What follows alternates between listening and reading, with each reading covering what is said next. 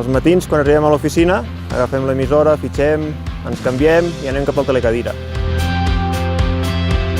Allà, una vegada hem fet les revisions diàries de la màquina, l'engeguen i som els primers en pujar.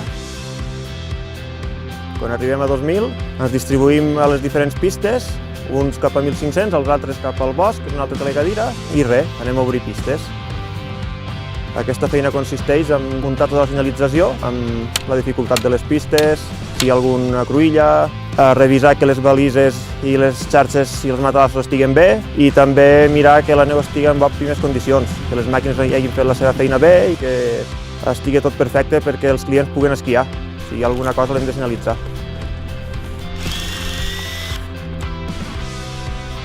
Quan tenim les pistes obertes, un o dos de nosaltres anem a fer la meteo. Agafem totes les dades meteorològiques de la neu i del temps cada dia i les enviem a l'Institut Cartogràfic de Catalunya, on allà ens treuen el risc d'allaus local d'Espot.